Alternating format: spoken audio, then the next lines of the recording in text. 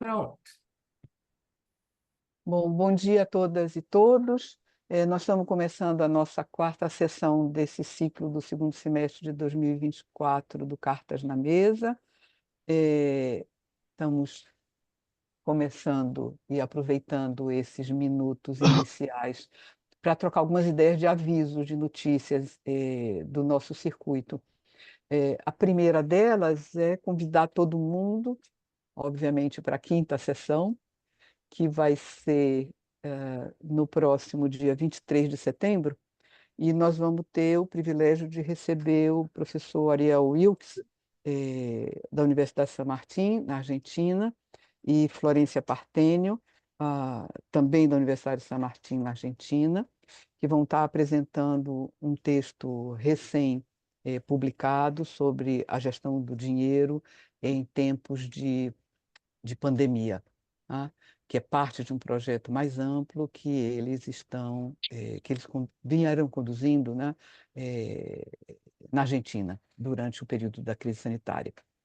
Então, se sintam todos e todas convidados para a próxima sessão do dia 23 de setembro, com Ariel Wilkes e Florência Partênio. Segundo aviso, nós estamos muito contentes em noticiar que o número 6 dos nossos documentos de trabalho já está no ar. É um texto super interessante de Pedro Nicoli e Marcelo Ramos, que se chama Cuidado Queer, pensar o cuidado a partir das histórias de vida de pessoas LGBT idosas em Belo Horizonte, Brasil. Esse texto de Pedro e Marcelo, ele, além de ser especialmente interessante pelo conteúdo, uma temática de fronteira no campo dos estudos do cuidado, e o texto explora isso, ele para nós é muito significativo porque ele marca um movimento de transformação da nossa série de documentos de trabalho em uma série tão internacionalizada quanto o nosso projeto, Who Cares? Até aqui, os nossos documentos de trabalho, os nossos 5 primeiros documentos de trabalho, eles foram documentos de autores da equipe brasileira. E nós, a partir desse documento número 6, adaptamos o formato para que a série de documentos de trabalho, quer dizer, de escritos no forno, que a gente está postando no website e disponibilizando, para que ela possa ancorar também avanços das outras equipes nacionais. Então, nesse sentido, a gente está tendo, a partir do texto de Pedro e Marcelo, o documento de trabalho Brasil 06, mas essa semana a gente já vai ter da Working Paper Series USA números 1, 2 e 3, e eu espero que daqui a pouco a gente tenha Document de Travail França, N números, Document de Travail Canadá, N números, Working Paper Series UK, N números. Com isso, cada uma das equipes nacionais pode também ir editando sua série, a gente vai ter um formato, vai manter esse formato padronizado, mas com autonomia para que as Tem que equipes abrir duas nacionais vezes, Mar. possam ir pondo os seus textos, na medida em que eles vão saindo quentinhos do forno, disponibilizados, ainda antes que eles circulem formalmente em capítulos, livros, artigos, o que seja. A propósito, se alguém tiver dificuldade de acessar o nosso site para baixar o documento 06, de Pedro Nicole e Marcelo Ramos, houve uma mudança na manutenção do website do SEBRAP, e é possível que algumas pessoas tenham problema com cookies, então teria que fazer uma limpezinha no histórico de conexões com o nosso website. Qualquer dificuldade, pode entrar em contato conosco por e-mail, pelo e-mail do nosso projeto, ou escrever para mim, ou escrever para a Monize, e a gente orienta como fazer essa limpezinha que permite que seja possível não ter bloqueios na hora de entrar no nosso site, né? Ah, bom, eu acho que eram essas as notícias. A última informação que eu mandei por e-mail para todo mundo, o nosso desafio Cuide, ele foi prorrogado Nós resolvemos dar mais 15 dias, então até o dia 15 de setembro.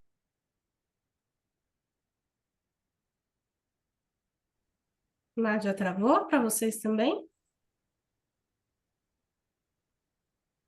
Sim, travou. Travou, sim. Travou aqui também. Tá. Eu vou copiar aqui o link para o chat, mas o que ela estava Travou para falando. mim também. Tá. Mas o que ela estava falando é que o desafio Cuide, né, que a gente vai selecionar 3 pesquisadoras ou pesquisadores para trabalhar com a gente por 6 meses, em cima do banco de dados de cuidados de domicílio, feito com a Fundação SEAD. A gente estendeu o prazo das inscrições, e aí eu estou colocando aqui no chat. São R$ 7.000 para trabalhar com a gente tem, vão ser pelo menos alguns encontros para ajudar a produzir esse artigo sobre esse banco e outros interesses que possam se coadunar, né, com esse banco, enfim, só para continuar o aviso. E, Muito enfim, bom, a gente está tá. parecendo clima de Olimpíada, o outro pegou o bastão e saiu correndo. Mas, enfim, eram essas as notícias. Se vocês puderem ajudar a divulgar tanto a saída do documento de trabalho 06 sobre cuidado queer, quanto a ampliação do prazo do desafio Cuide, será ótimo. Bom, e sem mais, passado todo o atraso acadêmico regulamentar, e ocupado o atraso acadêmico regulamentar com notícias, a gente está ficando esperto. Nós ficamos muito felizes em receber Felícia Picanso, que é professora do Instituto de Filosofia e Ciências Sociais da Universidade Federal do Rio de Janeiro. A Felícia tem uma longa história de trabalho no tema sobre o qual ela vai nos falar hoje, uma história que a pôs numa parceria também longa com Clara Araújo, e a Mayra Covre, e nesse texto uma nova parceira, a Isadora Centucé, e a gente fica feliz de que Mayra e Isadora estejam aqui. Clara pede desculpas dizendo que vai chegar atrasadíssima por conta de uma reunião, mas que vai fazer todo o esforço para chegar. Esse texto, que tem um nome sugestivo, Sempre Elas, Valores e Divisão do Trabalho Doméstico em Perspectiva Comparada, dá um outro passo numa linha de trabalho que ela já vem explorando e sobre o que eu acho que a gente já pode falar anos atrás, porque eu acho que foi no primeiro ciclo do Cartas na Mesa, num dos primeiros seminários, Clara e Felícia apresentaram também o que eram os passos dados até aquele momento, né?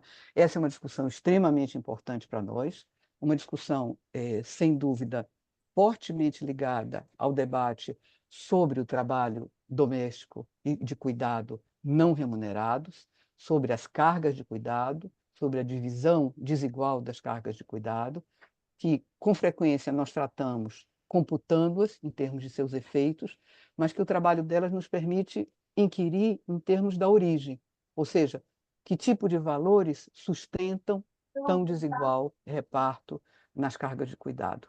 Essa é uma discussão extremamente importante, é uma discussão na Fazer carne qual... moída. E Michele Redondo, não queremos comer carne moída. É uma discussão na qual os nossos dados brasileiros, com frequência, como em muitos outros casos, andaram atrasados. A Felícia e Clara foram pioneiras, né, nesse domínio, e, enfim, nós temos muita alegria em recebê-las nesse momento para esse Cartas. Bom, primeiro, bom dia para todo mundo. Eu é que fico muito contente, Nádia, pelo convite, primeiro de partilhar o Cartas, né, desde o começo, e ter essa oportunidade de ampliar o horizonte das nossas discussões, né? Então, até grande parte do que eu ia introduzir, Nádia já fez a gentileza de fazer essa introdução, então eu queria exatamente mostrar um pouco de onde a gente parte, né? Como é que a gente foi construindo esse espaço de implementar essa agenda de pesquisa sobre valores, atitudes e práticas de gênero em relação à divisão do trabalho doméstico de cuidados, né? Então, só para falar rapidamente, e aí dando mais alguns elementos para vocês compreenderem onde é que nós estamos, né? A gente vem acumulando nas últimas 2 décadas essa agenda, né? Uma série de, primeiro, começando com o grande survey que deu início à série, né? Então, a série começou nos anos 2000 aqui no Brasil, tivemos resultados extremamente interessantes em formato de livros e artigos, que eu coloquei aí nesse slide só para poder vocês, quem quiser também acessar.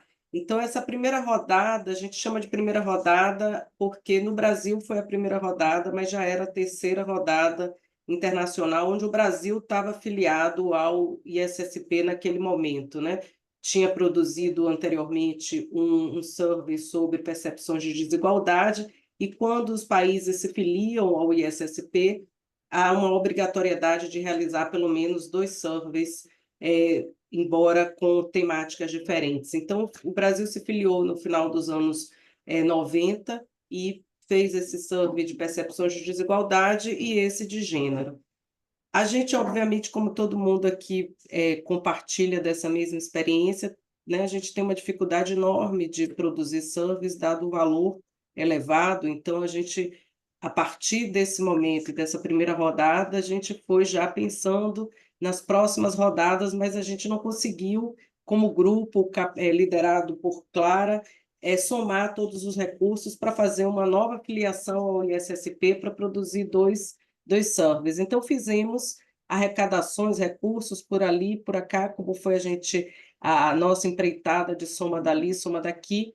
A gente conseguiu fazer um novo survey só para o Rio de Janeiro, já com o questionário da 4ª rodada internacional, e depois, em 2016, a gente consegue nacionalmente, né? Então, esses são os resultados, em termos de bibliografia, mais sistemáticos aí que a gente trouxe e apresentou esses dados. Então, o nosso esforço é manter essa agenda de estudos, ainda que a gente saiba que é desafiante desde partida por conta da falta de recursos que consiga somar, né, todo para custear um survey nacional.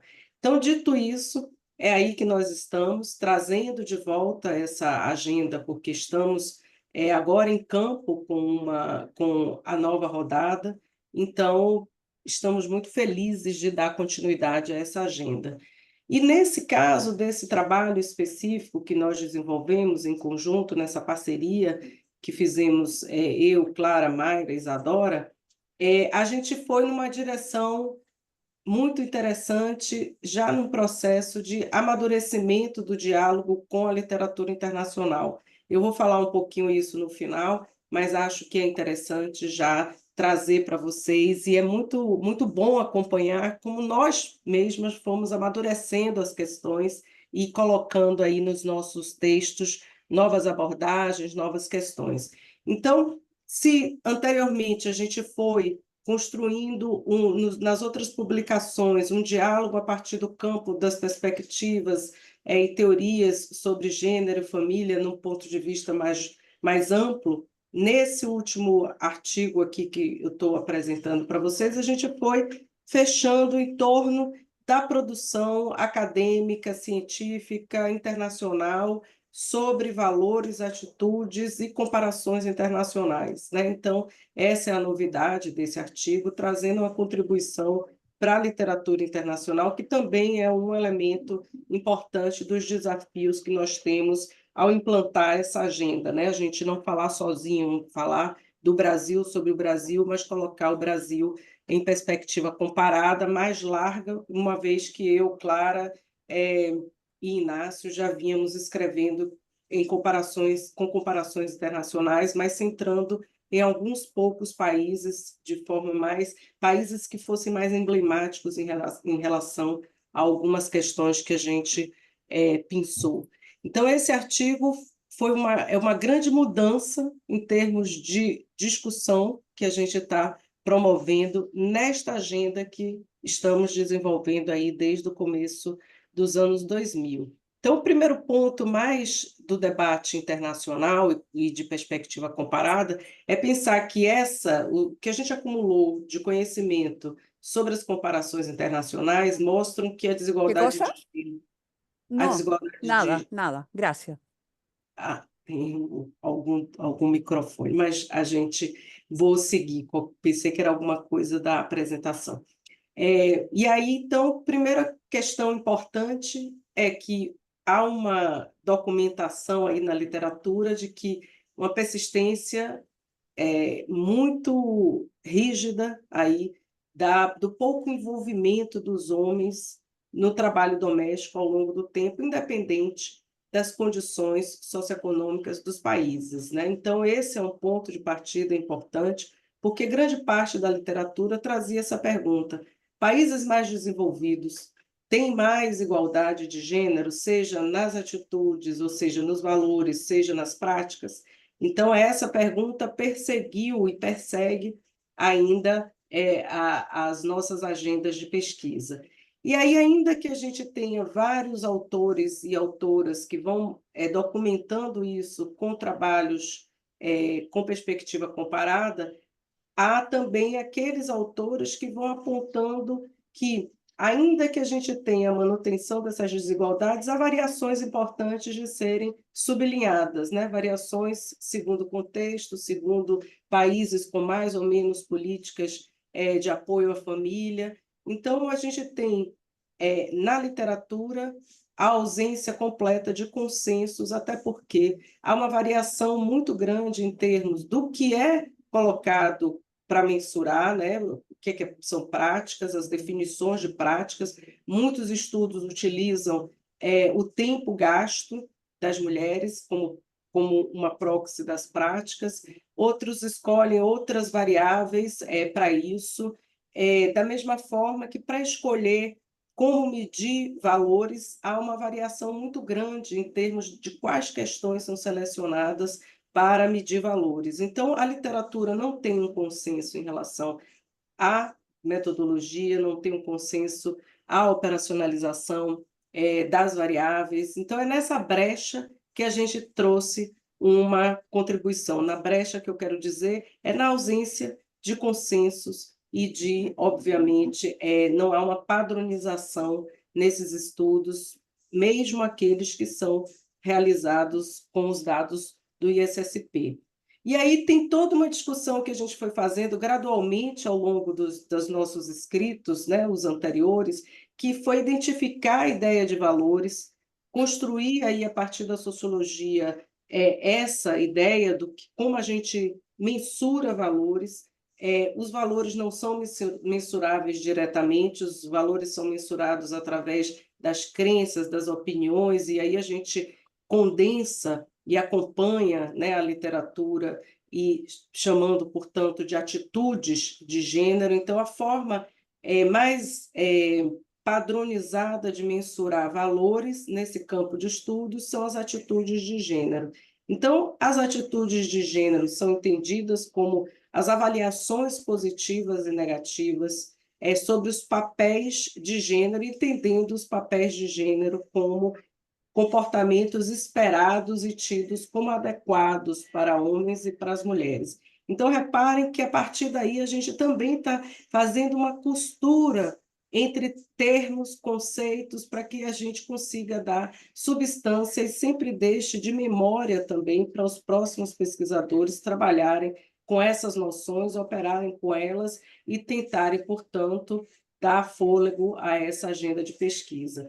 E aí, a gente pensa, né, junto com a literatura, que a atitude de gênero pode ser assumida como uma medida de inclinação dos indivíduos, seja a igualdade entre homens e mulheres, seja a manutenção da tradição, entendendo a tradição como papéis sociais baseada na assimetria de gênero. E, para isso, a gente também articula as ideias entre essencialismo e hierarquia entre os gêneros, né? Como os papéis tradicionais se sustentam em definições que pretendem ser essencialistas e hierárquicas, né? Então, a ideia de papel tradicional está vinculada a essas assimetrias, né?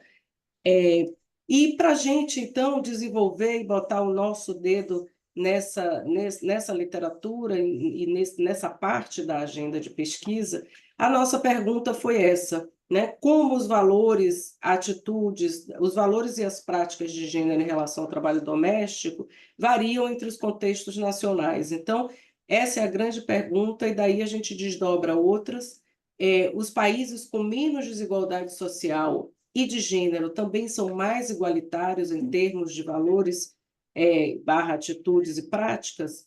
Os países que são mais igualitários em termos de valores são também menos desiguais em termos de práticas. Então, três grandes perguntas que nos guiaram para produzir esse trabalho. E os dados são os dados do módulo internacional do ISSP, Família e Mudança de Papéis de Gênero. Aí a gente agregou os dados do Brasil, que produzimos em 2016, então a gente conseguiu fazer essa conversa, porque para a gente era, ainda que nós não estivéssemos filiados ao ISSP, essa era a nossa inspiração, né? Reproduzir os questionários para produzir comparações internacionais, o que é muito fácil, porque o ISSP ele deixa à disposição dos pesquisadores e pesquisadoras o Banco Internacional no site do ISSP, e qualquer um pode baixar, basta fazer a inscrição no site. Então, a gente baixa o banco, acoplamos. Eu cheguei até a fazer passei um mês lá no Instituto em Colônia, para divulgar os dados, para explorar como o Brasil estava também querendo acompanhar essa agenda, então eles têm também esse interesse em agregar todos os que trabalham com o ISSP. E nesse trabalho, nesse artigo, a gente usou primeiro, medidas simples para poder ampliar o horizonte de diálogo, né? Ampliar a possibilidade de diálogo com mais pessoas e que não sejam iniciadas na estatística. Então, a gente usou a comparação de média, correlações, e para analisar o efeito do contexto, a gente lançou mão da regressão multinível, que também é adotado em vários dessa literatura que nós também nos apropriamos, né? Para dar conta do contexto nacional, a gente utilizou dois indicadores: o IDH, conhecido por todos, né, mais de maior domínio público, e o Índice de Desigualdade de Gênero, que junta uma série de variáveis para produzir um indicador sobre a desigualdade naquele país. Então, de um lado, a gente tem a informação do desenvolvimento social e o outro do tamanho da desigualdade de gênero dos países que nós elegemos para analisar. E aí, para medir atitudes de papéis de gênero, a gente utilizou as mesmas perguntas que nós estamos trabalhando há anos com elas, né? Porque são aquelas que são mais comparáveis internacionalmente, que a gente entende que tem menos variações interpretativas por contexto cultural mais geral. Então, escolhemos 4 dessas perguntas, que aí estão no slide. Mãe que trabalha, ela pode ter um relacionamento caloroso com os filhos. Mulher que trabalha, a vida familiar sofre. O trabalho dos homens é ganhar dinheiro, das mulheres cuidar das crianças. Pais solteiros podem criar seus filhos. E aí a gente cria esse indicador, que eu já apresentei lá na primeira sessão, mais detalhes sobre ele, mas também está bem documentado no artigo que vai ser, eu esqueci de falar, vai ser lançado em breve ainda esse ano. O índice varia de 0 a 1, onde a 0 são atitudes mais tradicionais e 1, atitudes mais igualitárias. E aí, um panorama dos países: nós trabalhamos com 40 países, o Brasil mais 40, e aí essa setinha laranja é o Brasil em comparação com os outros países, a bolinha verde são as mulheres e a bolinha azul os homens. Então, são as médias do índice de atitudes de gênero nesses países, homens e mulheres. E aí a gente também, nessa representação gráfica, a gente tem uma série de informações. Primeiro, a localização das mulheres e dos homens nesse gradiente aí, nessa régua que a gente faz, e a diferença de médias entre homens e mulheres, né? Então, é uma representação que traz bastante informação para a gente entender como o Brasil está comparado com outros países e com países que nós temos como referência, Japão, os países mais tradicionais também estão em relação àqueles mais igualitários, como Suécia, Finlândia e os chamados países nórdicos, né?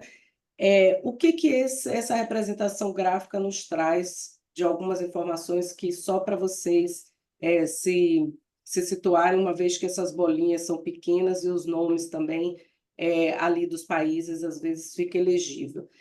As mulheres, em todos os países, as mulheres são mais propensas a ter visões mais igualitárias que os homens.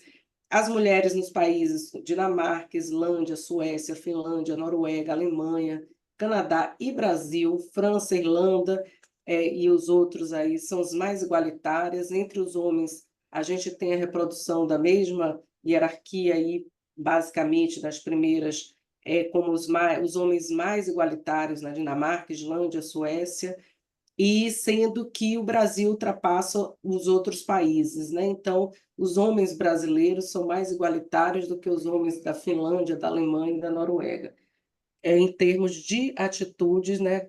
Baseado naquelas perguntas que eu apresentei agora há pouco.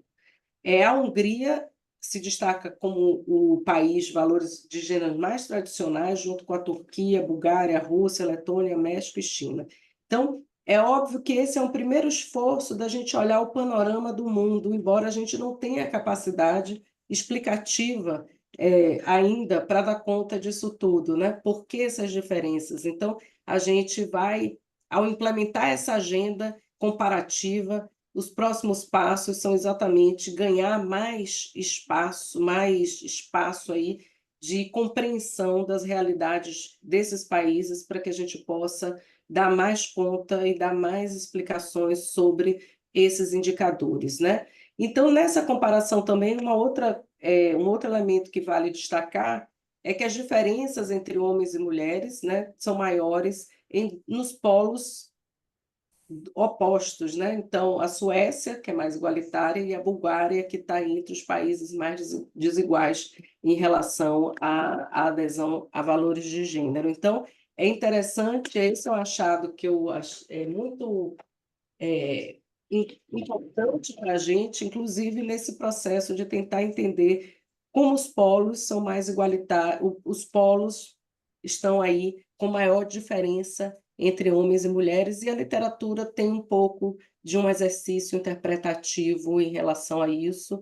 As mulheres mais conscientes em relação ao seu lugar na sociedade, enfim, é essa exploração que a gente está caminhando também.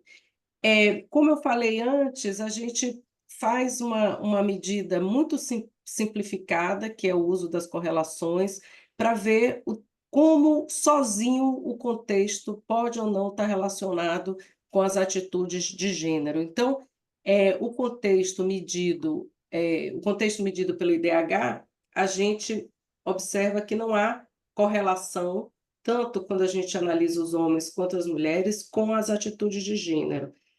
Agora, quando a gente observa o indicador de desigualdade de gênero, ele tem correlação com as atitudes de gênero. Isso significa dizer que, se de um lado o desenvolvimento, né, o indicador medido pelo IDH não aparece como diretamente relacionado com as atitudes de gênero entre homens e as mulheres, já a desigualdade aparece, né? Sociedades com mais igualdade em relação ao mercado de trabalho, escolaridade, presença das mulheres no parlamento, são também sociedades em que os homens e as mulheres são mais igualitários em relação às atitudes de gênero. E se a gente estava, né, o primeiro passo, a primeira parte é tratar das atitudes, a segunda parte é tratar das práticas. E as práticas aqui nesse investimento que fizemos é medido através de quem faz o quê em relação às tarefas básicas de reprodução da vida familiar. Então, lavar roupa, pequenos reparos, cuidado com a família doente, dos doentes da família, não é loja de mantimentos, é comprar mantimentos, limpeza doméstica e preparação das refeições. Então, essa é uma mudança muito interessante em relação à literatura internacional, porque a gente elegeu não o tempo gasto, mas sim as tarefas. E as tarefas são medidas sempre com algumas respostas, sempre eu, quase sempre eu, e aí a gente faz uma junção e cria um indicador de concentração da divisão, concentração na divisão do trabalho doméstico nas mulheres. Então, a gente sintetiza essas perguntas num só indicador, sendo que essa análise só pode ser feita para pessoas que convivem conjugalmente com alguém, porque é um limite da pesquisa do ISSP, então, porque o foco é na divisão entre os membros entre os membros do casal. Então, esse próximo slide, com essa representação gráfica, trata só dos homens e mulheres que estão vivendo conjugalmente com alguém e a concentração aí nas mulheres em relação à tarefa doméstica. Então, aqui também é a mesma lógica da outra representação gráfica, a gente tem nas bolinhas verdes as mulheres, a média das mulheres, o que elas declaram que fazem, quão concentrado está. Então, enquanto mais perto de mais concentrado é o que elas dizem que está nelas, e a bolinha azul são os homens dizendo se está concentrado ou não nas mulheres, nas suas cônjuges, né? Então, essa linha laranja é só para poder a gente ver o Brasil, o que está acima ou abaixo do Brasil, e para a gente sempre ter uma noção do Brasil em relação aos outros países onde ocorreram o survey do ISSP, né? Então, a gente consegue também identificar que as mulheres, em geral, elas, exceto alguns países onde está sobreposto, mas são 2 ou 3, as mulheres tendem a dizer que elas fazem mais, né? São mais responsáveis pelas tarefas domésticas, sendo Holanda, Brasil, Áustria, China, Venezuela, Noruega, Argentina, Suécia, os países que a gente tem a menor concentração do trabalho doméstico das mulheres. Como se trata de uma média, é óbvio que vários elementos, e no caso desses países, no caso do Brasil em específico, a gente sabe que parte dessa média mais baixa tem a explicação do uso do trabalho doméstico remunerado e trabalho de cuidados remunerados, que ainda que seja uma pequena parcela da população que tem acesso, que pode comprar no mercado, né, o serviço das trabalhadoras domésticas, isso atenua uma série de coisas, e aí faço a propaganda do outro artigo que eu e Clara fizemos sobre conflito casa-trabalho com esses dados do ISSP. Que o emprego doméstico é a variável que mais atenua o cansaço, né? O reportar cansaço. Então, esse é um ponto interessante no caso do Brasil, que a gente tem mais notícias e mais estudos, permite a gente entender melhor o que significa isso. E, por outro lado, a maior concentração está, a maior reportagem aí de concentração estão nos países da Turquia e Japão, que obviamente a gente viu mais à frente, mas tudo bem que vocês não precisam lembrar, são países que têm mais atitudes tradicionais em relação ao gênero.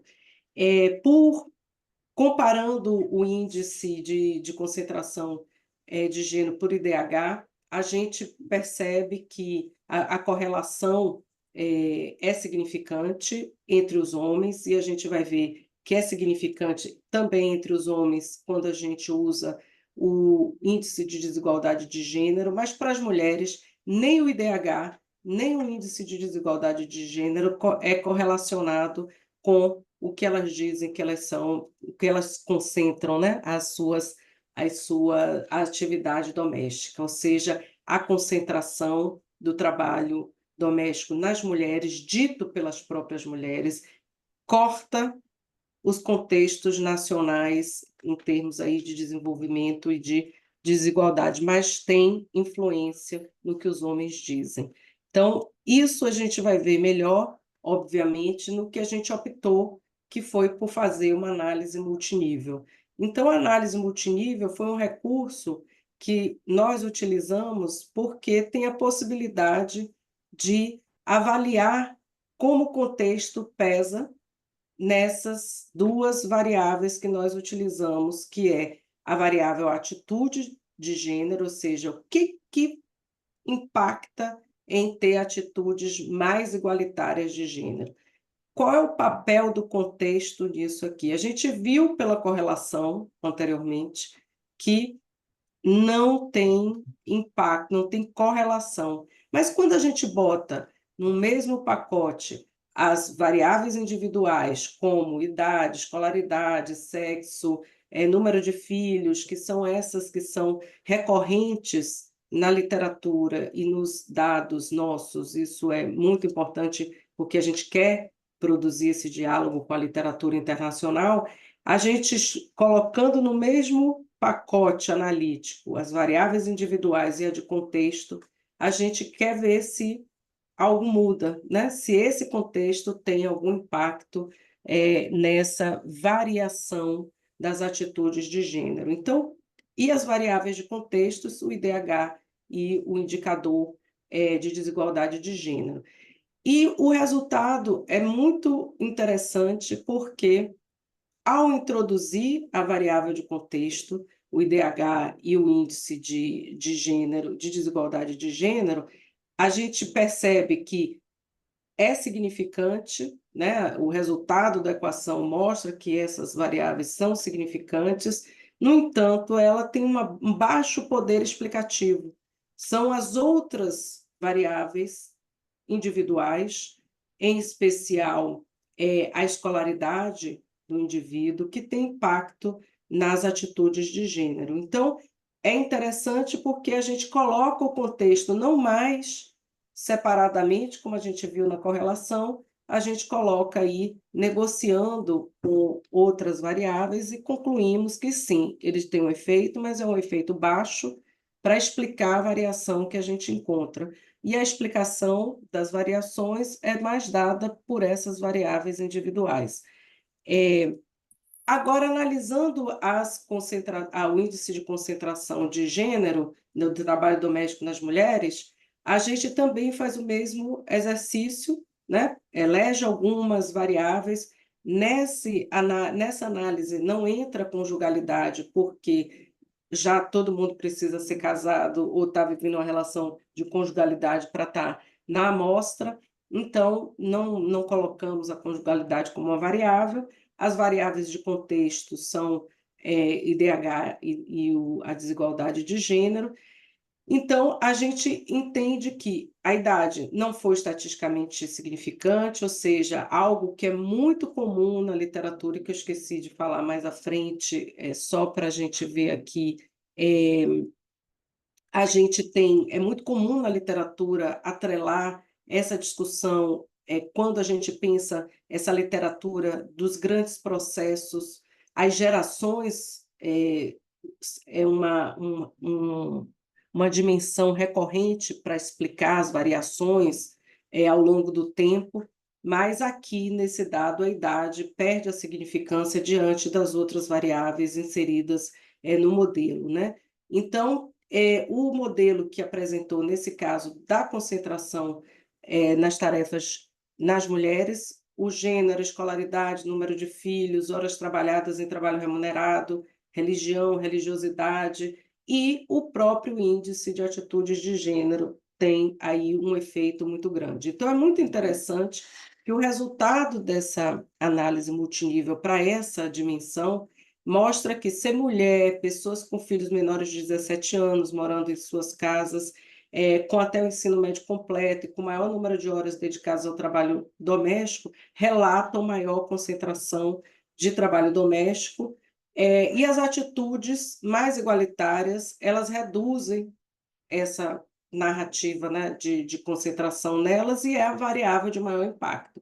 Então, E as variáveis de contexto não são significativas, ou seja, quando a gente discute a concentração do trabalho nas mulheres, o que mais pesa são as atitudes de gênero, ou seja, os valores de gênero. Então, essa é uma dimensão importante desse achado que nós estamos reportando nesse artigo, né? Então, do ponto de vista das nossas conclusões, da contribuição que a gente procurou dar para essa agenda de pesquisa e a agenda de pesquisa voltada para a comparação internacional, é que a gente entende que as variáveis contextuais elas não têm a mesma performance quando estamos lidando com atitudes de gênero, não tem a mesma performance quando lidamos com atitude de gênero e com as práticas, né? Então, tem algum impacto nas atitudes, mas não tem nas práticas, embora ela possa influenciar as práticas através das atitudes, porque as atitudes é a variável que tem mais impacto numa divisão mais igualitária do trabalho doméstico, ou seja, numa menor concentração nas mulheres, né? Então, essa é uma forma da gente participar desse debate, identificando que não é só o contexto de maior desenvolvimento, e a gente sempre tem o caso do Japão como caso emblemático, altamente desenvolvido em termos de IDH, mas com indicadores de desigualdade de gênero muito significativos para a gente. Então, esse quadro que nós pontuamos é a grande contribuição que a gente deu nesse artigo para pensar diferenças, ainda que a gente tenha aí a manutenção com as pesquisas ao longo do tempo, a manutenção do baixo envolvimento dos homens nas tarefas domésticas, mas há variações, e as variações elas estão muito vinculadas às variáveis individuais.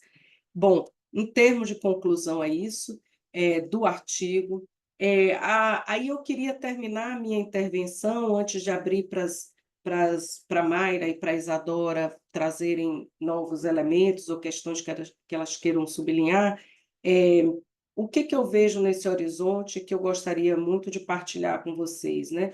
A gente tem um acúmulo de 20 anos tratando dessa agenda, e a partir desse acúmulo a gente desenhou, né, um presente no sentido de o que a gente está fazendo agora, e também estamos com um horizonte de futuro, né? Então, apresentar esse trabalho aqui mais de uma vez, essa agenda de pesquisa, faz parte dessa nossa construção e manutenção da agenda, né? Então, em termos de presente, como eu falei um pouquinho antes, estamos em campo, né? Começando o campo do mais novo survey nacional, baseado no questionário da 5ª rodada do survey internacional, porque, de novo, não tivemos como nos filiarmos ao ISSP, e a gente tem como desejo de futuro pensar que a gente tem uma produção já capitaneada, óbvia, por mim, por Clara,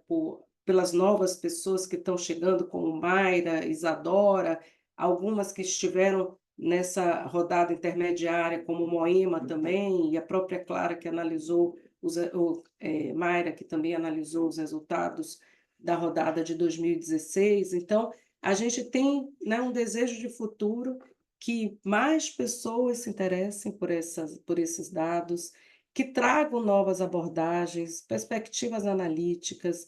Então, que essa agenda se fortaleça para que a gente consiga, sem tanto desafio em termos de levantamento de recursos, a gente consiga continuar produzindo surveys comparativos, né? Então, eu acho que isso é um ponto importante. E olhando retrospectivamente a minha própria produção, junto com Clara, a gente vê como a gente vem ganhando estofo em vários sentidos, né? Então, primeiro foi com uma discussão de enquadramento da questão numa literatura sobre família e gênero, que foi o esforço do último livro, inclusive, que nós produzimos juntos com o Inácio Cano, e já nos outros livros, a gente teve nesse último livro uma capacidade aí de juntar mais questões, mas ainda nesse diapasão de uma discussão mais ampla sobre gênero e família e suas grandes transformações. Aí a gente passa para esse artigo último, como a gente já deu mais um passo de sintetizar a literatura específica sobre atitudes de gênero, lançar a mão de uma metodologia mais sofisticada para essa comparação internacional. Então, a gente vem num crescente muito interessante de ser observado e que me dá muito orgulho, inclusive, né, de fazer parte desse empreendimento. Mas a gente ainda tem alguns desafios. Primeiro é lidar com um arcabouço teórico mais claro, mais robusto, e que a gente não fique como escorrega ali um pouquinho, né? A gente tem umas armadilhas conceituais que a gente ainda não conseguiu desarmar, mas que a gente vem tentando lidar com ela, mas porque eu acho que falta ainda um investimento na produção de um arcabouço mais robusto para essa questão, que também é ausente na literatura, né? Então, isso é um ponto interessante, a gente precisa ir mais além disso. Um outro desafio importante que a gente vai ter para o futuro, e um futuro breve, é captar essas mudanças que foram ocorrendo, tanto no impacto da Covid, que é um elemento para a gente central desse novo projeto, mas também dessa pauta conservadora que está posta. Será que isso tem algum impacto, né? Será que a gente pode, através desses dados que estão sendo gerados agora, perceber alguns impactos sobre isso? Então, esse é um diálogo muito importante com a literatura, como aquela que vem do World Survey de Englerhat, né, de pensar o backlash. Então, a gente também vai conseguir dar conta um pouco dessas questões e como elas estão reverberando no Brasil, e ver o Brasil em perspectiva comparada. E aí o último desafio é isso, é participar da literatura internacional, desse debate que só cresce com as mudanças contextuais que ocorreram, tanto com o impacto da Covid, quanto nos contextos e emergência do neoconservadorismo. Então, muito obrigada. Eu aí encerro a minha fala e abro um pouquinho de tempo, se Mayra e Isadora quiserem acrescentar mais alguns elementos, embora a gente não tenha, Eu elas disseram que agradeço podia muito a falar. Felícia. Felícia foi super rigorosa nos 40 minutos. De toda maneira, Mayra, que está por aí, e Isadora, que também está por aí, se quiserem agregar alguma coisa antes da gente abrir o debate, ou se preferirem ficar em linha para entrar no debate, como queiram. Não, por mim, a apresentação da Felícia super contemplou, não tenho o que acrescentar. Vou ouvir o debate, não sei a Mayra. Obrigada, Isadora. Bom dia a todas. Prazerzão estar aqui. Nádia lembrou da nossa outra apresentação, né, Nádia? Eu lembro exatamente, eu olhei na minha agenda, foi em maio de 2022, a gente apresentou assim, olha, a gente está fazendo aqui uma primeira análise, e foi muito interessante. E agora a gente concluiu, e essa análise está saindo, né? Assim, a gente concluiu as análises que entraram nesse artigo, que deve sair esse ano ainda. Eu acho que uma complementação que eu posso fazer em relação à apresentação da Felícia, que foi uma coisa que me deixou muito instigada, né? Que assim, quando a gente analisou, quando a gente roda um modelo multinível, né? O modelo multinível ele é como um modelo de análise multivariada, só que dentro da mesma equação entra o efeito do contexto. Certo? Então, são duas equações em uma. Você tem o efeito individual dos casais, e aí ele consegue tirar o efeito de contexto. E, para mim, assim, um grande achado desse artigo é o fato que existe uma variação significativa maior no que se refere aos valores, ao que as pessoas dizem, e ao que as pessoas acreditam em relação, né, a gênero. Quando a gente vai olhar para práticas, assim, eu estou sem os gráficos aqui, né? Você tem os países coladinhos ali perto da média, apesar de ter de ser significante o efeito, até porque são vários países, né? A gente tem uma variação muito menor, né? Ou seja, e aí talvez seja uma das conclusões interessantes desse artigo, é que, assim, no que se refere a valores, né, ao que a gente pensa, a gente varia muito, mas na hora de ir lá, né, no cuidado, né, eu brinco dizendo lá na pia suja, quem vai é a mulher, né, ainda. Então, assim, talvez esse seja um ponto assim instigante nesse artigo que a gente vai explorar com com outros indicadores e com a base que está indo a campo daqui a pouco, né? A gente vai ter dados novos, esse ainda é de 2016, então a gente deve ter, então eu acho que a gente está começando, está seguindo no debate com gás para continuar, o que é bastante bom, né? Acadêmica e pessoalmente para os nossos interesses. Acho que é isso. Super obrigada, Mayra. Ao abrir o debate, eu só queria fazer a publicidade. O texto, vou chamar das meninas, vai estar saindo num dossiê intitulado Trabalho Doméstico, Casa, Mercado e Política, que vai vir à luz na Cadernos de Pesquisa da Fundação Carlos Chagas e que foi organizado por Thaís Monticelli, Jurema Brites, que está por aí também, e Nádia Guimarães. Bom, aberta a discussão. Eu já estou até com a minha mãozinha levantada, mas eu vou esperar outras mãozinhas.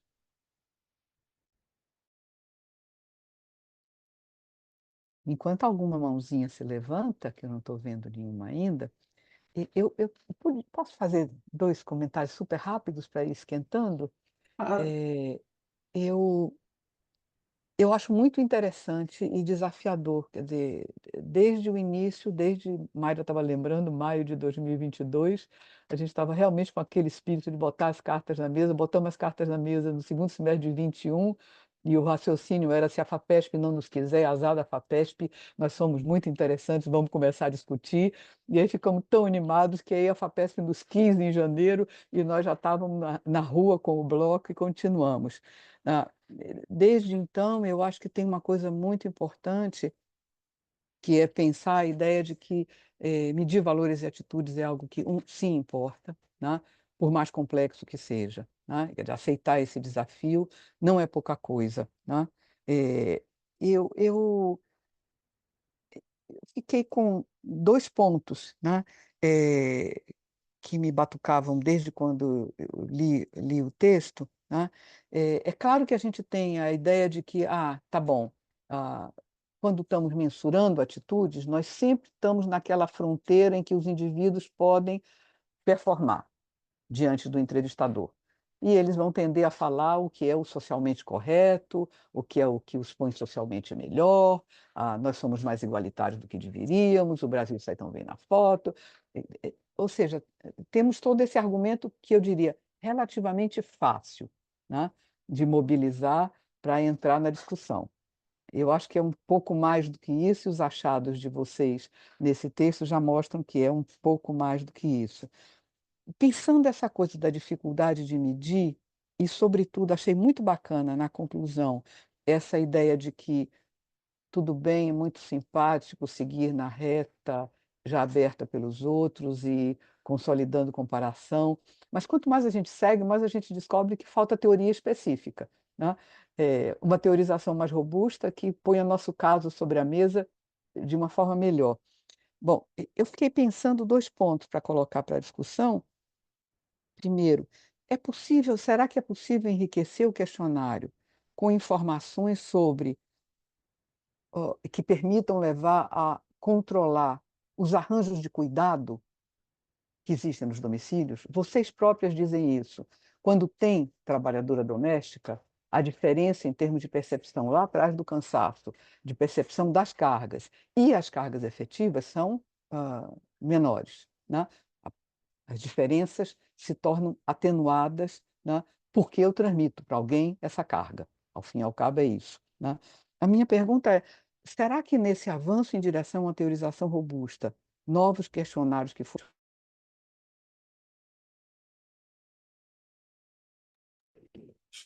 Nádia, eu acho que caiu de novo. Sim. Ah, tá. Nesse Caiu, caso, eu não não caiu? consigo pegar a tocha. Baixou, é. Você ainda não Ela está na caiu. cabeça dela. Ainda não. Daqui a pouco a gente vai ser, né, vai ser possível entrar na cabeça das Que pessoas. loucura. Voltou. Te ouvimos, Nádia, mas perdemos sua Gente, a imagem. luz caiu aqui em casa, do Ah, nada, mas voltou do nada, ainda bem, que o nada é eficaz, na ida e na volta. Mas está sem Então, imagem. Tá sem imagem vai só. aparecer agora, tchanãs.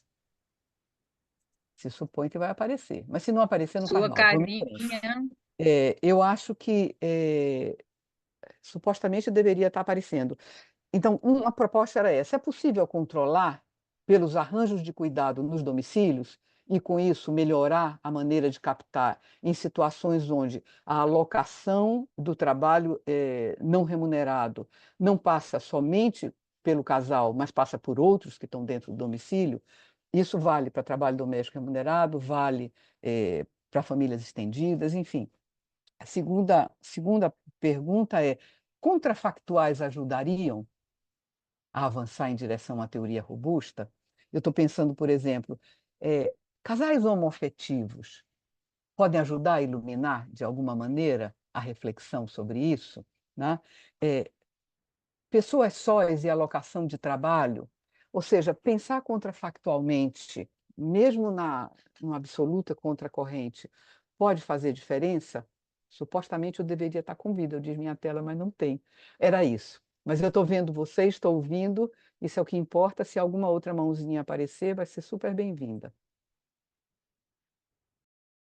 A gente Nádia, tem você uma quer que... pessoa que se inscreveu Ah, no chat, que é MCS Moreno aqui. Suelen, além de Isso, Suelen, tem mais alguém? Não. Bom, Hola, sim, no sí, chat. aunque hay alguien antes de mí es MCS Moreno que escribió en el chat que quisiera preguntar algo. No sé si Oi, está. sim, bom pronto, dia. Acabou de abrir. em Ah, frente. Bom hola. dia. Eu só queria fazer três colocações mais ou menos rápidas do que me despertou essa apresentação. Meu nome é Marco Moreno, sou doutorando pela UNB, em Brasília. No título, me tinha despertado um antecedente, uma ideia geral. Quando eu vi o título, sempre elas, valores e visão do trabalho doméstico em perspectiva comparada, aquilo me remitiu imediatamente a pensar as categorias de serviço doméstico. No entanto, no desenvolver da apresentação, claramente se tocaram, se apuntava hacia outros sectores, hacia outros pontos. Então, não sei se foi uma má interpretação minha do título, ou se esse tipo de título se poderia ser mais específico, por exemplo, e colocar categoria como trabalho doméstico não remunerado para, para não cair naquela confusão que pode gerar.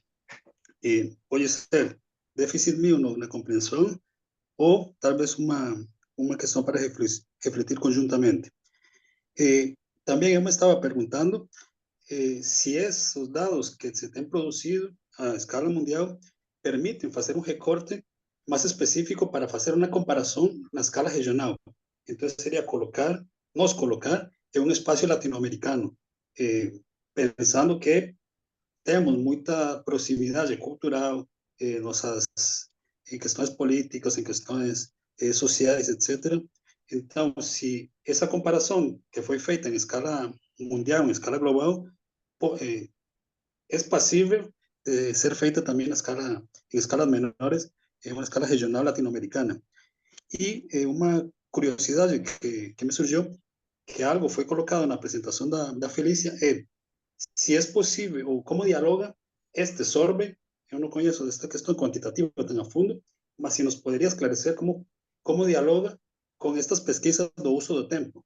Se são dos tipos de pesquisa que teoricamente são concorrentes, ou se podem ser complementares, ou qual seria o diálogo, porque as pesquisas de uso de tempo, acredito que são mais conhecidas pelas pessoas que estamos neste debate sobre cuidados e mais, e esta nova proposta, que para mim seria nova, porque não a conheço a fundo, me gera essa inquietude. Será que, como podemos complementar os dois tipos de enfoques em esse tipo de pesquisa quantitativa? Muito obrigado.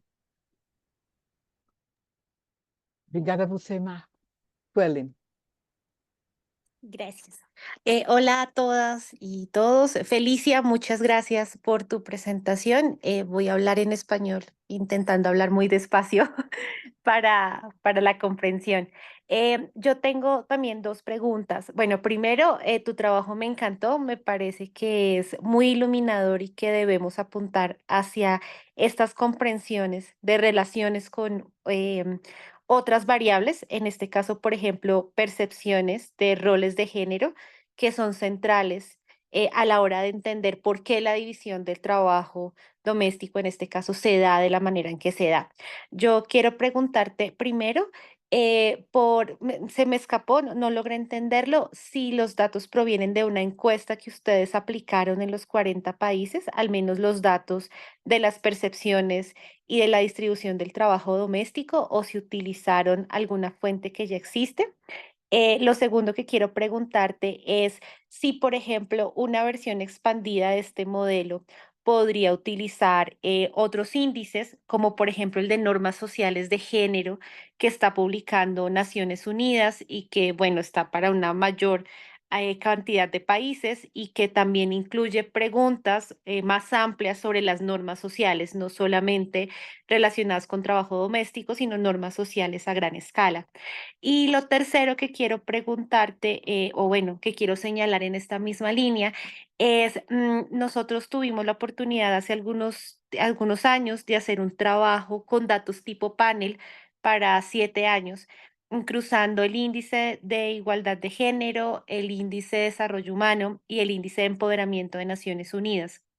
Y es muy interesante, creo, porque, digamos, ahí se logra evidenciar cómo, por ejemplo, para el caso de empoderamiento, el índice de empoderamiento impacta en el índice de desarrollo humano, como algo así, perdón, el índice de empoderamiento impacta en el desarrollo humano, mayores niveles de empoderamiento generan mayores niveles de desarrollo humano, pero no pasa lo mismo en el sentido contrario. Mayores niveles de desarrollo no necesariamente generan mayores niveles de empoderamiento para las mujeres.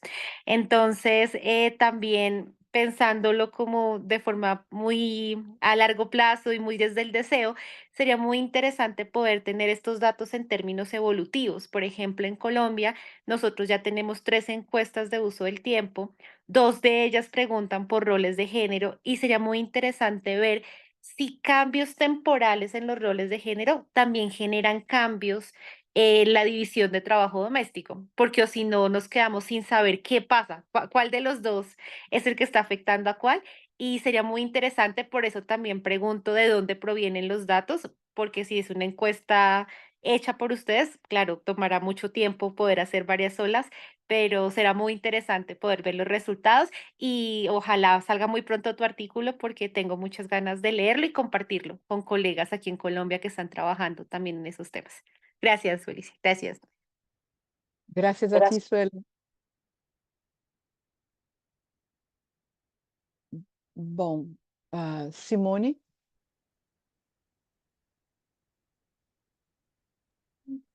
Ei, obrigada, Nádia. Por alguma razão, não estou conseguindo ativar minha mãozinha, devo ter desconfigurado alguma coisa.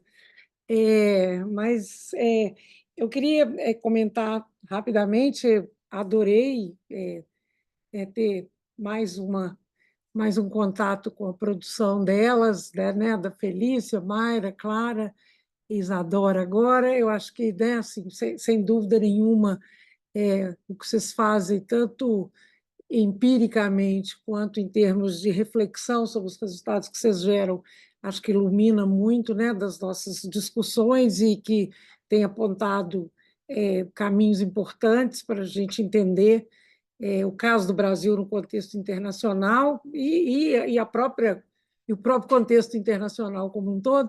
Eu fiquei com algumas questões, para ser bem pontual, em relação ao que a própria Nádia estava comentando agora, essa questão e o ponto que a Mayra tinha feito, que é a relação entre o que as pessoas pensam, né, a respeito das desigualdades e o que elas, de fato, praticam em termos das desigualdades, essa distância, né, entre como eu me vejo e como eu de fato sou, né? Aquela história de suas atitudes falam tão alto, nesse caso aqui não é atitude, é seu comportamento fala tão alto que eu não consigo e nem ouvir o que você diz, né? Que é um pouco essa ideia mesmo, né? As pessoas têm uma ideia delas próprias bastante melhorada em relação ao que elas de fato fazem.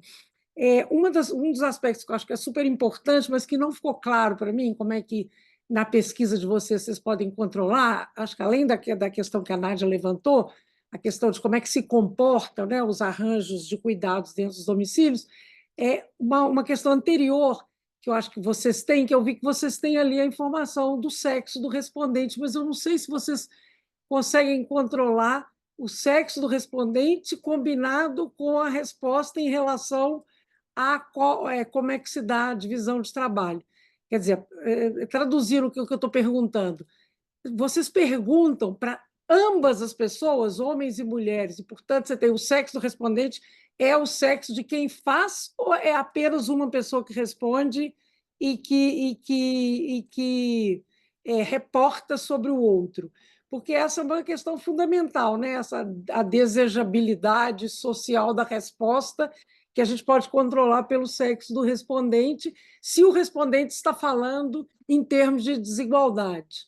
Né? Então, isso não ficou muito claro para mim. Se no domicílio, pergunta-se tanto para homens e para mulheres como é que eles veem, então você tem respostas de ambos a respeito deles próprios, ou se em cada domicílio é um que responde e aí vocês controlam pelo sexo do respondente a resposta a respeito de quem faz mais. Então, não sei se ficou claro o que eu estou perguntando, mas acho que como esse é um tema clássico, eu acho que não preciso explicar mais. A outra coisa é que,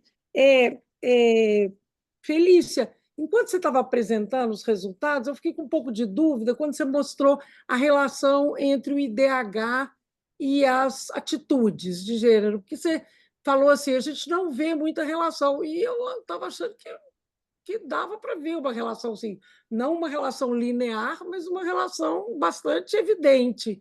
Eu fiquei com um pouco de dúvida, ou talvez eu tenha entendido mal, tenha perdido alguma coisa.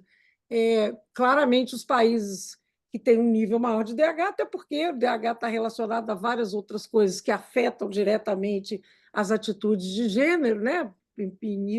Para início de conversa, a própria escolaridade. A gente vê que os países com maior IDH estão lá na frente em termos de atitudes.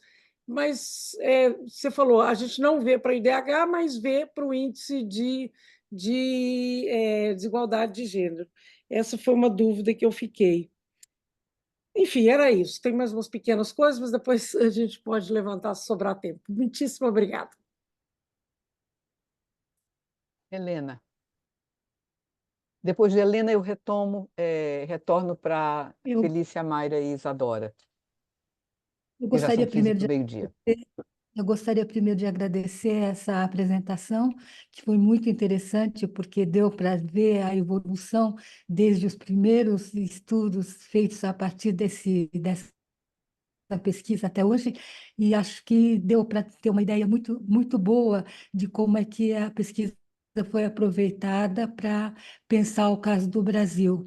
O que me deixou assim a dúvida, quer dizer, acho que é muito interessante essa diferença entre as atitudes de gênero e as práticas da divisão sexual do trabalho, e eu gostaria de saber se vocês pensam, em termos dessas práticas, como mudar essas práticas, como é que pode mudar a divisão sexual do trabalho doméstico se lá em cima a relação entre as atitudes e as práticas está como vocês apresentaram de maneira tão que vocês falassem um pouco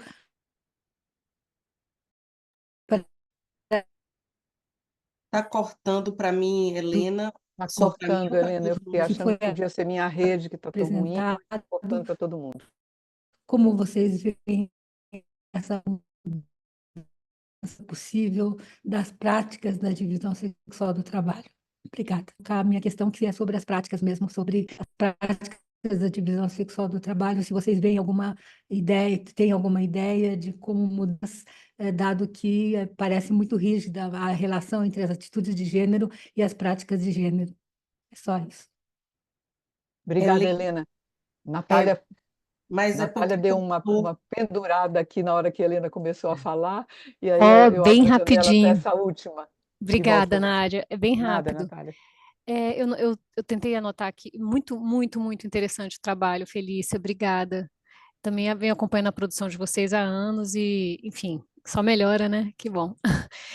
Rapidinho, eu tentei anotar aqui, mas eu não consegui pegar, porque também tem outros estudos que indicam, e tem muita gente indicando isso no caso brasileiro, a relação das atitudes de gênero com a situação socioeconômica, né? Com a situação econômica do casal, que os homens de classes mais altas teriam atitudes de gênero mais igualitárias. Eu não sei se entrou a questão dos indicadores socioeconômicos na equação de vocês, eu se entrou, eu perdi, queria saber desse aspecto. Só isso, obrigada.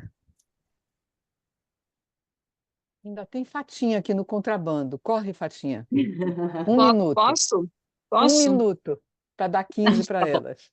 Eu só queria falar que eu adorei o trabalho, porque essa questão das atitudes de gênero foi uma coisa que eu tangenciei na minha tese, que eu vi na literatura como uma coisa relevante para explicar a contratação do trabalho doméstico, mas as nossas pesquisas não mensuram, né? Então não dava para usar. Mas era interessante porque tinha toda uma literatura bastante legal, internacional, mostrando isso aí, o papel determinante dessa questão de atitude de gêneros na contratação do trabalho doméstico.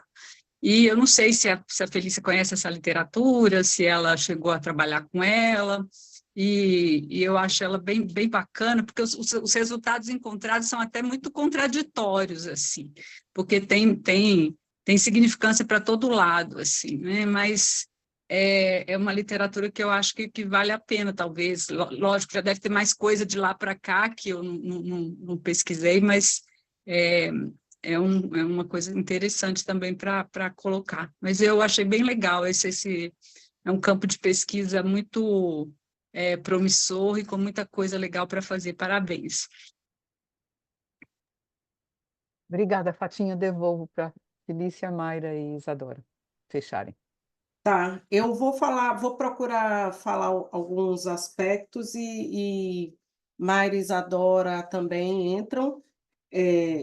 A gente aí vai tentando responder as perguntas, né? Primeiro, sobre a questão dos valores, eu acho, Nádia, que a gente tentou, nesse questionário de agora, mapear um pouco mais a questão da presença do trabalho doméstico, porque no questionário internacional isso não aparece. A gente aqui, para usar seu termo, nós contrabandeamos e colocamos no questionário de 2002, desde lá, e de 2019 e de 2016, e nesse agora também. Ou seja, a literatura internacional, a comparação internacional não é possível pensar a partir de arranjos, né? Na pergunta de quem faz o quê, tem uma outra, uma opção, além de eu, ou meu esposo, e tal, ou meu cônjuge, minha cônjuge, tem outras pessoas, mas não abre o espaço para especificar quem é essa outra pessoa. Nós, nesse questionário de agora, a gente abriu mais espaço para que quem respondesse outras pudesse nos dizer quem é esse outro.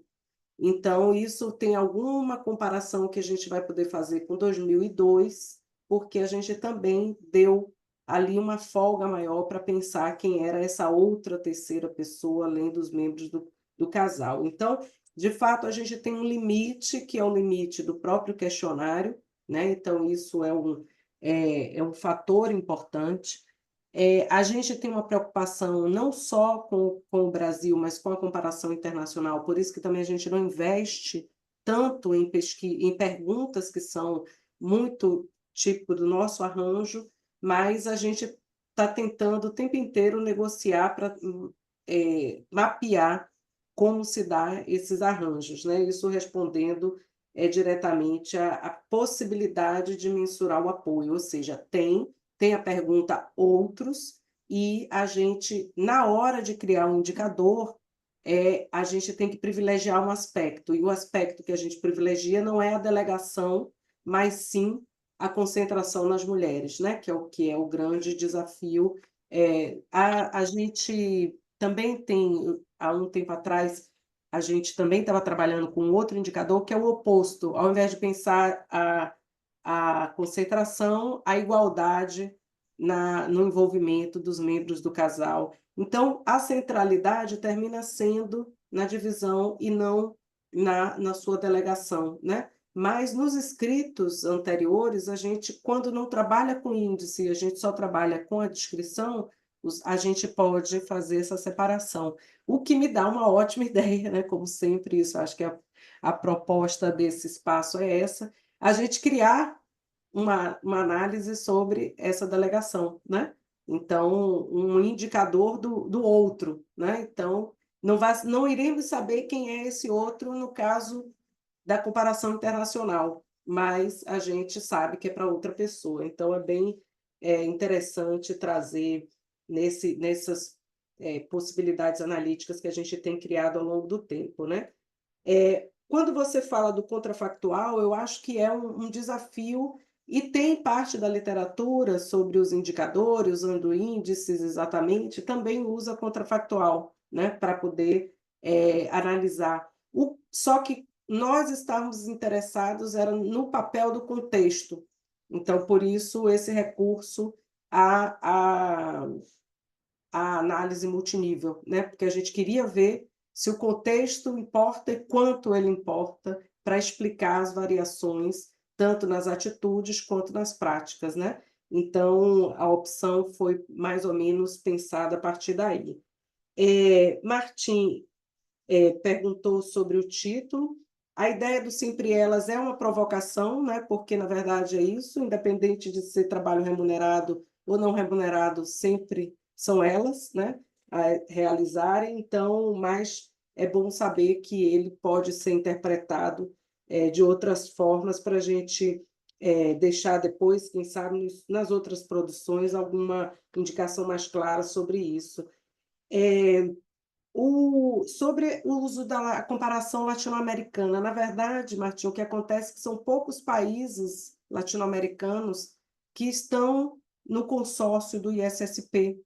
Então, em outros escritos, a gente trabalhou com Chile, porque Chile tem e tinha as rodadas anteriores, então a gente não tem os dados sobre todos os países, só dois, a Argentina entrou, depois saiu, e o México.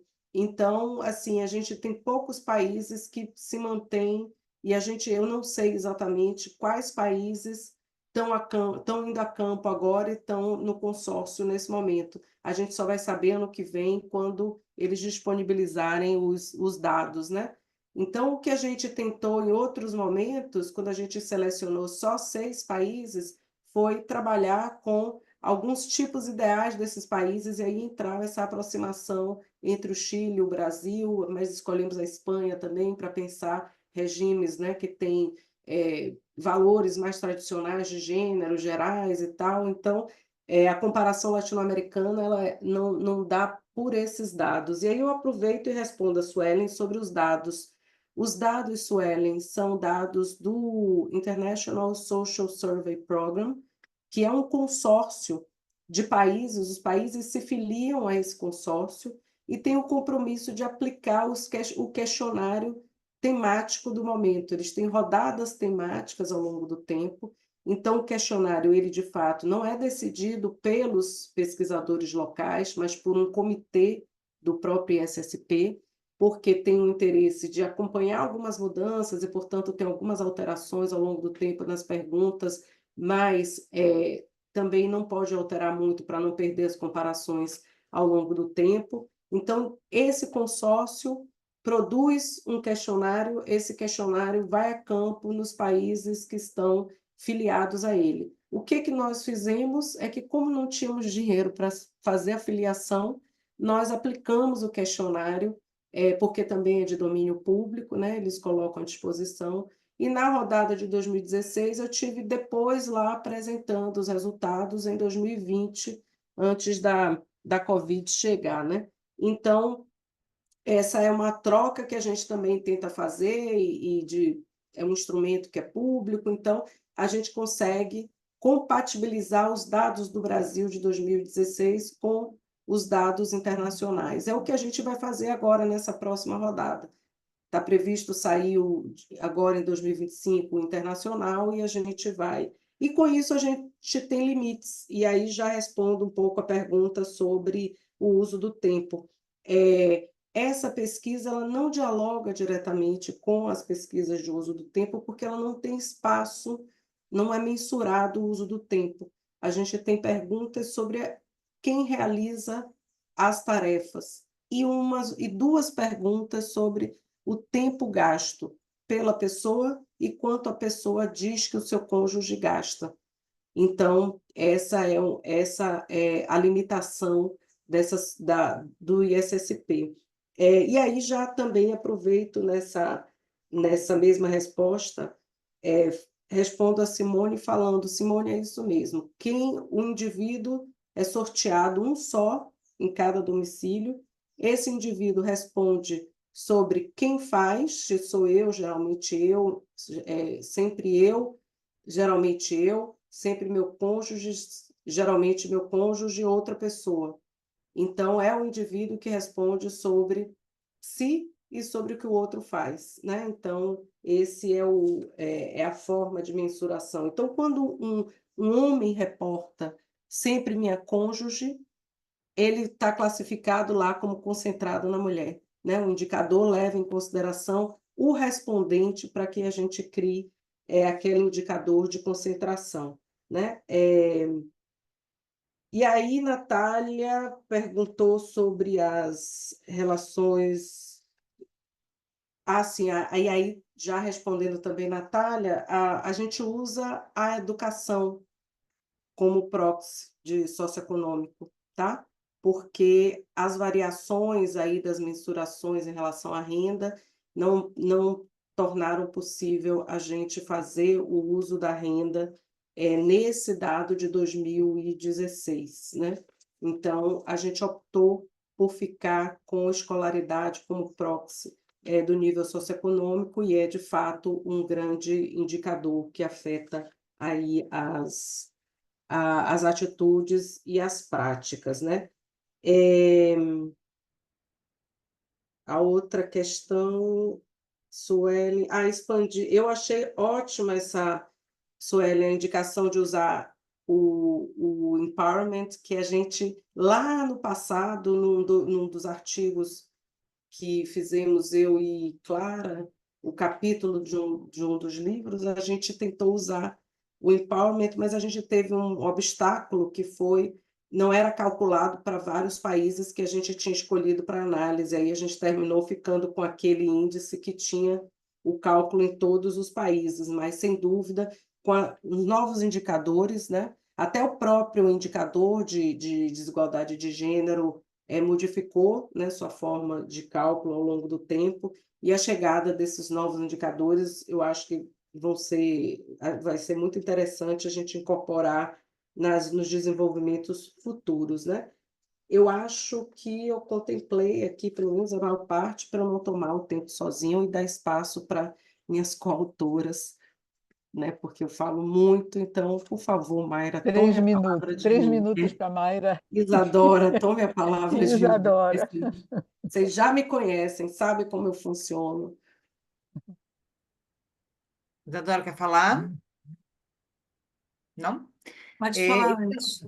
Então, eu tenho, assim, acho que Felícia conseguiu cobrir uma grande parte, né, dos questionamentos. Eu acho que uma coisa que o Marcos comentou sobre por que não comparar a América Latina está ali dentro dos países que a gente tinha, né? Entrou Venezuela, entrou Argentina, entrou México, entrou Chile, e aí, na comparação substantiva, os países latino-americanos estão ali. Esse tipo de análise, usando só país latino-americano, não é possível, que para fazer a análise multinível, a gente precisa de um N no agregado mínimo, que é, assim, gira ali, assim, dependendo da variação no contexto tem que ser maior do que 30. E ainda assim bastante arriscado. Eu já fiz análises sólidas multinível com 27, 28, só unidades no nível macro que funcionou, mas aí a gente estava falando de nupcialidade no Brasil, que aí a variação é de fato muito grande entre os estados e o Distrito Federal, então nem sempre funciona. Então, esse tipo de análise você precisa de um número maior de países, mas a América Latina está ali contemplada assim, substantivamente, dá para conversar lá no texto. A gente faz, inclusive, algumas pinceladas assim de análises latino-americanas. E Simone, pô, multi-actor seria fantástica, né? A base de dados, a gente conversar com todo mundo, mas aí fica muito caro o survey, a gente não consegue. Vou deixar um tempinho para a Isadora, caso ela queira. Obrigada, Mayra. A única coisa que eu tinha para acrescentar era isso, que tem alguns países da América Latina inseridos no modelo, são os que tinham realizado o ISSP, que eu acho que são esses que a Mayra falou. Eu não lembro se a Colômbia entrou, mas eu acho que não. E é isso. A Suelen falou de um índice além do empowerment, mas eu acho que o índice que ela mencionou é o índice que a gente usou de desigualdade de gênero da ONU, junto com o Tem um IDH. novo, o normas de gênero, e Ah. aí que ela também mencionou, que a tá. gente vai correr atrás, que deve ser muito legal também, né? Sim. Não, Mas aí isso. tem que ver se tem esse índice calculado para os anos, né? Porque tem que ser no Isso. ano próximo ao ano que o survey correu. Mas eu gostei da ideia também, Suelen. Tem que ser Serve próximo pra do ano e gente, também tem que olha. ter todos os países, né? Mas Aí é serve legal. Eu só esqueci de pedir, Fátima, depois eu entro em contato com você para você me passar essa literatura sobre atitudes de gênero e o trabalho doméstico, porque desde o esforço que eu fiz com o Jurema, no nosso escrito sobre empregadas domésticas, os resultados também foram muito interessantes, né? A gente fez com os dados de 2002, mas me deu uma nova ideia também, que é a gente atualizar com os dados de 2016, que ainda dá pé para ver essa relação entre atitudes e a contratação de emprego doméstico e os arranjos familiares, que eu gosto muito do seu trabalho, né, por causa dos arranjos, né, familiares que contratam. Então, para a gente foi uma grande surpresa tratar dessa forma os dados do ISSP, que foi pensar exatamente quais são os arranjos que contratam trabalho doméstico. Então, são os mais modernos, porque também os mais modernos, os menos tradicionais, são aqueles com maiores rendas, né? Então, é interessante, eu vou te procurar para você me dar um pouco dessa literatura, que eu acho que vai beneficiar bastante também os trabalhos com essa rodada de agora. Bom, pessoal, agradecer a todo mundo, foi uma excelente sessão. Agradecer às autoras e convidar todos, todas, para a nossa próxima sessão, a quinta, que vai ser no 23 de setembro, com Ariel Wilkes e Florência Partênio, em que eles vão estar apresentando resultados de um estudo sobre gestão do dinheiro do cuidado em tempos de crise, a partir de um trabalho feito na Argentina. Boa semana, bom fim de dia, e nos vemos, espero, no dia 23. Obrigada, pessoal. Obrigada a todo mundo. Parabéns. Obrigada, Obrigada. gente. Buen día.